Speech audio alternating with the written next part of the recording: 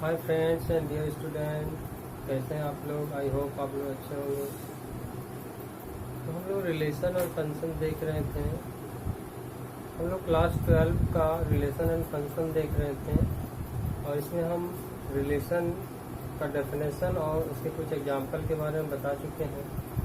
तो उसी को हम आगे बढ़ाते हुए चल रहे हैं और नेक्स्ट टॉपिक है डोमेन एंड रेंज। रिलेशन में डोमेन एंड रेंज क्या होता है ये हम लोग देखेंगे।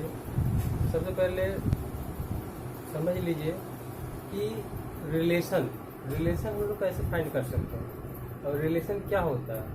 तो रिलेशन के बारे में बताए थे कि रिलेशन क्या है, दो सेट के कार्टेशियन प्रोडक्ट का सबसेट है। तो मान लीजिए कोई रिलेशन निकल गया, तो रिलेशन निकलने के बाद हम लोग डोमेन और रेंज कैसे निकाल सकते हैं उस रिलेशन का।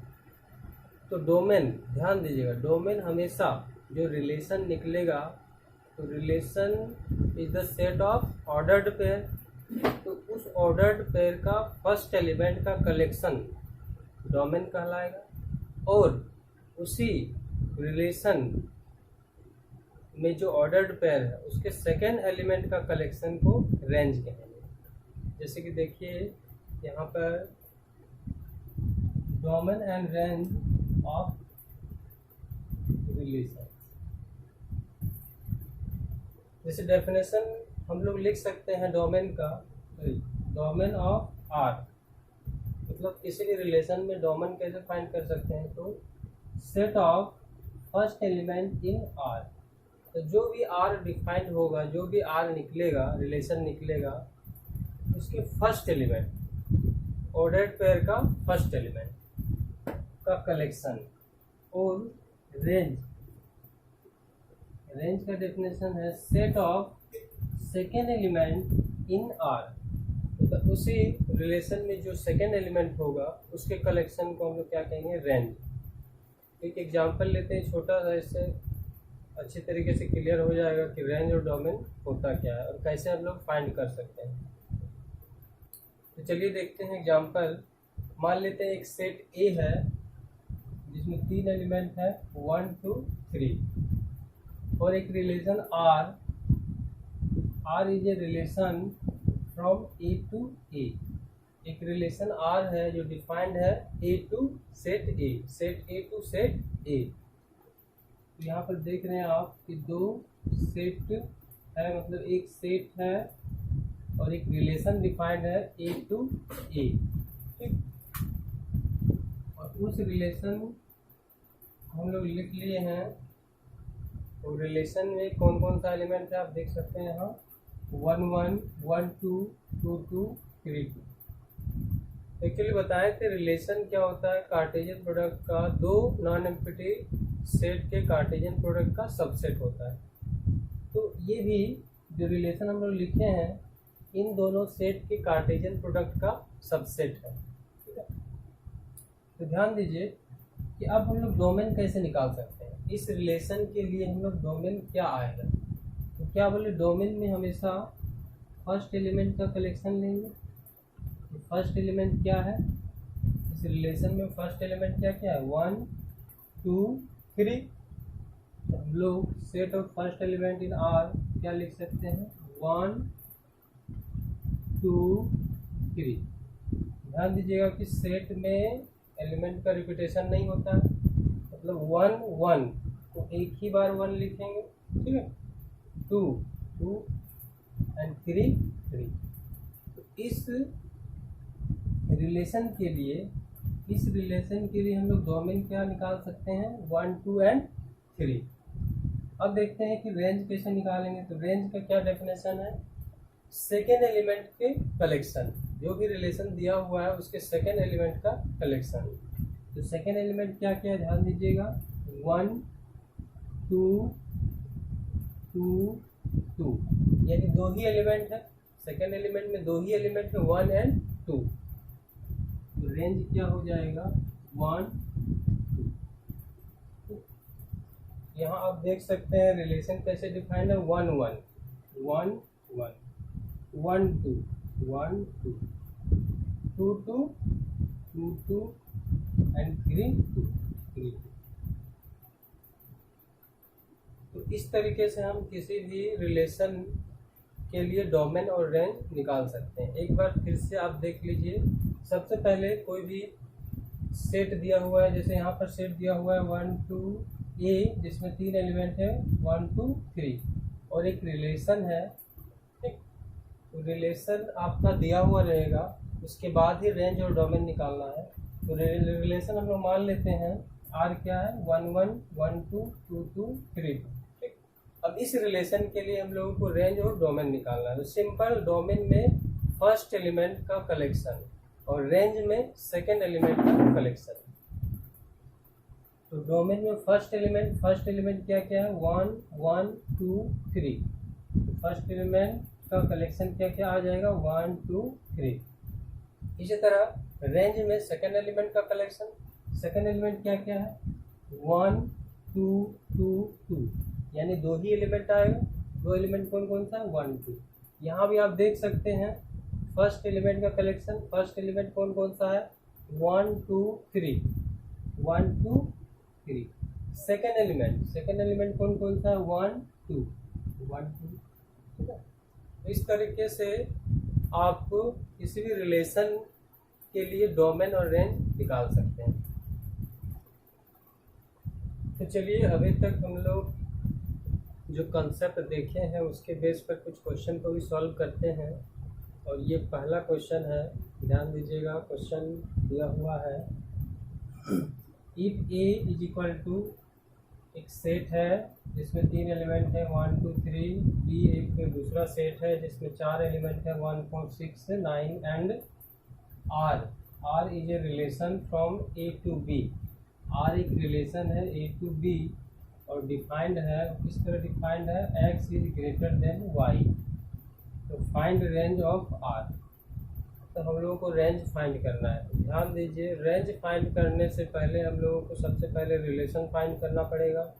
जैसे ही रिलेशन फाइंड कर लेंगे तो हम लोग को रेंज आसानी से फाइंड कर सकते हैं, क्योंकि रेंज क्या होता है कलेक्शन ऑफ या set of second element in R। तो जो R में आएगा ऑर्डर्ड पेयर, उस ऑर्डर्ड पेयर का जो सेकेंड एलिमेंट होगा उसी के कलेक्शन को हम लोग क्या कहेंगे रेंज। तो सबसे पहले हम लोगों को क्या फाइंड करना पड़ेगा रेंज। तो चलिए रेंज फाइंड करते हैं। सबसे पहले हम लोगों को क्या फाइंड करना पड़ेगा रिलेशन। तो चलिए रिलेशन फाइंड करते हैं। तो 2 सेट दिया हुआ है, ए है और दूसरा है बी। ए में कौन कौन सा एलिमेंट है 1 2 3 1 2 3, और बी में कौन कौन सा एलिमेंट है 1 4 6 9। अब देखिए रिलेशन डिफाइंड है, यहाँ पर रिलेशन क्या डिफाइंड है x is greater than y। Relation defined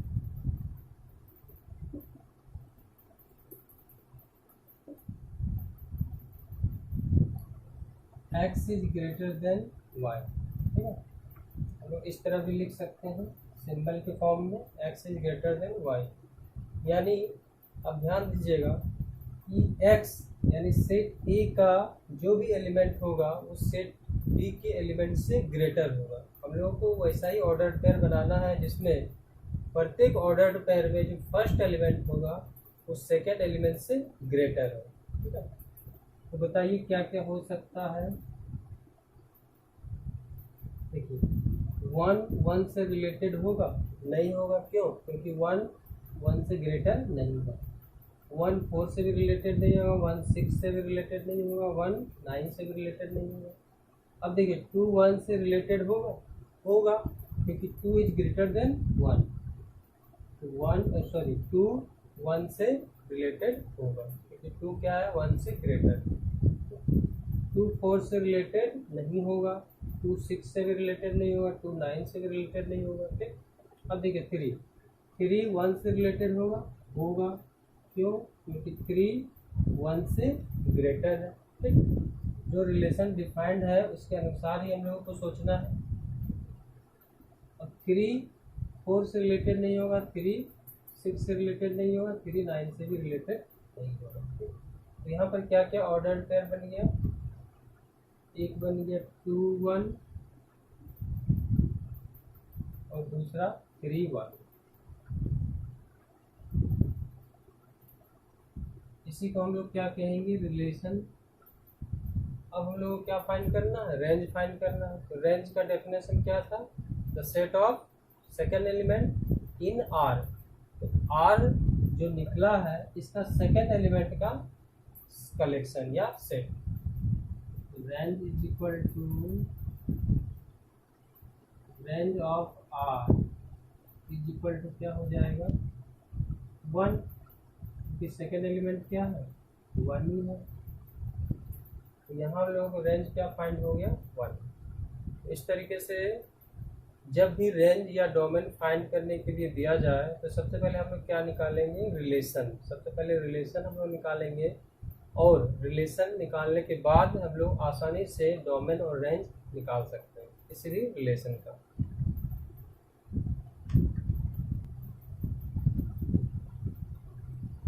तो चलिए और एक एग्जांपल और एक क्वेश्चन देखते हैं।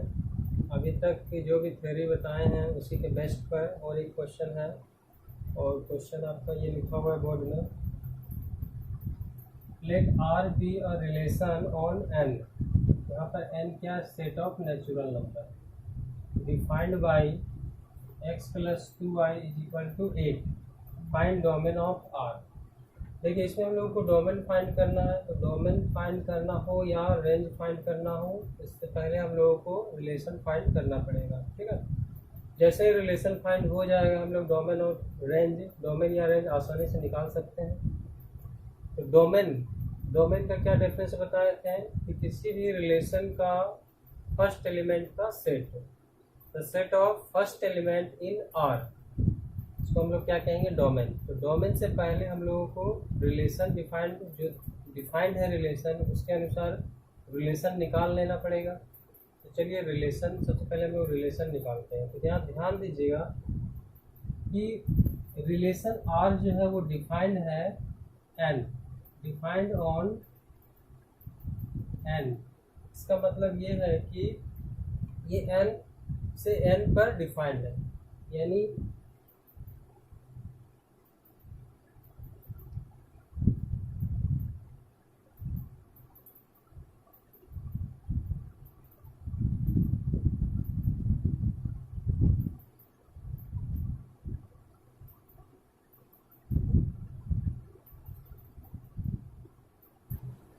ये जो रिलेशन दिया हुआ है वो natural number two natural number defined है, यानी एन टू एन डिफाइंड है। जैसे अभी तक हम लोग पढ़े हैं कि कोई भी रिलेशन डिफाइंड है set A to set B. तो जब भी आपका एक ही सेट दिया हुआ रहे तो आपको समझ जाना है कि ए और बी दोनों सेट क्या है, एक ही है। जैसे यहाँ पर नेचुरल नंबर दिया हुआ है, आर क्या है, एन पर रिलेशन है, यानी एन टू एन डिफाइंड है, यानी natural number two natural number में वो रिलेशन डिफाइंड है। तो आपको नेचुरल नंबर का डेफिनेशन पता होगा। नेचुरल नंबर में सारे काउंटिंग नंबर आते हैं, यानी इस सेट में भी क्या आएंगे 1 2 3 4 5 6 etc, और भी आ सकता है ये।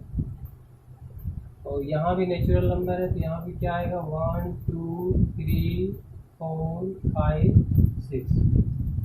अब देखिए यहाँ रिलेशन जो डिफाइंड है वो किस तरह से डिफाइंड है, x plus 2y is equal to 8। तो यहाँ पर relation x related to y, देखिए ये हम लोग कह सकते हैं, इसको हम लोग कैसे पढ़ते हैं, x related to y। x किस तरीके से y से रिलेट है वो दिया हुआ है यहाँ पर, x plus 2y is equal to 8। तो जब भी इस तरीके से एक इक्वेशन में आपका रिलेशन डिफाइंड हो उसको आप सिंपल तरीके से पहले y को सेपरेट कर सकते हैं। तो यहाँ से हम y सेपरेट कर लेते हैं। y को सेपरेट करेंगे तो क्या हो जाएगा 2y, x को राइट साइड ले जाएंगे तो क्या हो जाएगा 8 माइनस एक्स, तो y is equal to 8 minus x by 2।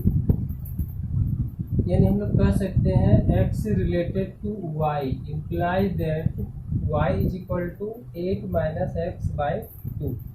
अब यहाँ हमको देखना है कि x और y क्या क्या हो सकता है, क्या क्या x और y का क्या क्या पॉसिबल वैल्यू आ सकता है, यानी x y से किस तरीके से रिलेट कर सकता है। तो ध्यान दीजिए, x का वैल्यू यहाँ पर हम लोग पुट करेंगे और देखेंगे कि x और y दोनों नेचुरल नंबर होना चाहिए।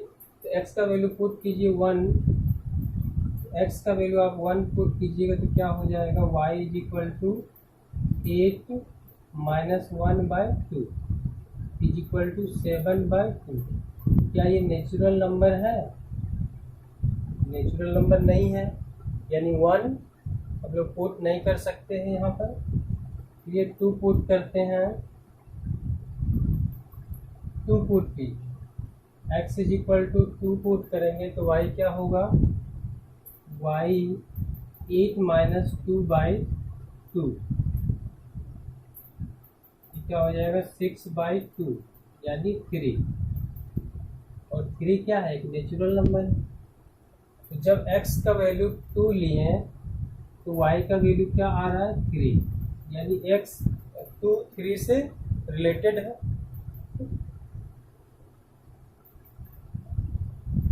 अब चलिए x is equal to 3 put करते हैं।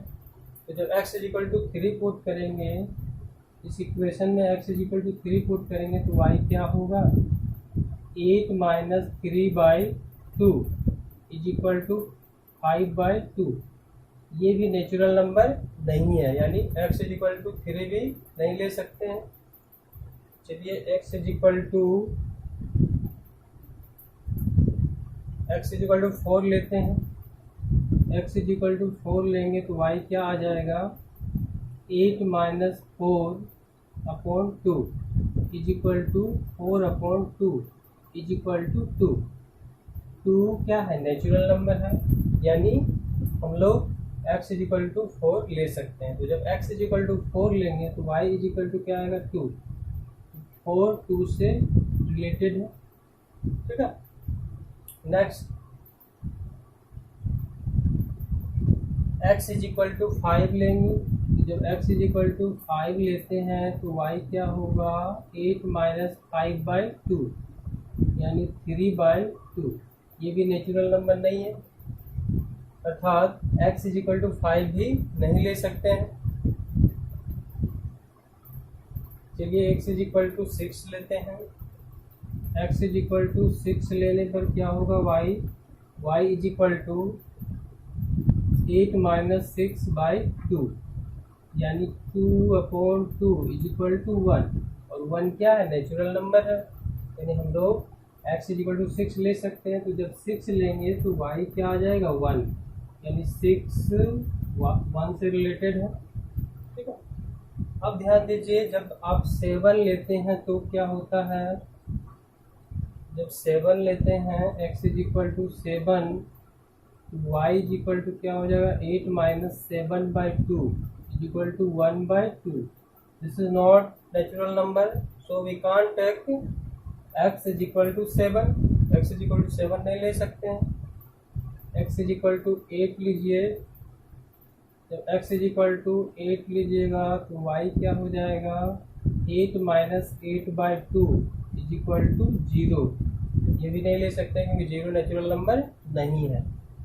अब x इज इक्वल टू 9 लीजिएगा और 8 से अधिक 9 जब भी लीजिएगा 9 10 या इससे अधिक तो हमेशा एक नेगेटिव नंबर आएगा, और नेगेटिव नंबर कभी भी नेचुरल नंबर नहीं हो सकता है। जैसे जब x इज इक्वल टू 9 लेते हैं तो y क्या होगा, 8 minus 9 by 2 is equal to minus 1 by 2। तो ये क्या है, नेचुरल नंबर नहीं है और नेगेटिव नंबर है। तो 9 से ग्रेटर आप इधर लीजिएगा तो वो क्या होगा, हमेशा नेगेटिव नंबर आएगा, जो कि नेचुरल नंबर नहीं है। इसलिए हम लोग क्या क्या ले सकते हैं, पहले सेट में कौन कौन सा एलिमेंट ले सकते हैं, 2 4 6। 2 किससे रिलेटेड होगा, 3 से। 4 किससे रिलेटेड होगा, 2 से। और 6 किससे रिलेटेड होगा, 1 से। ठीक है, अब यहाँ पर हम लोग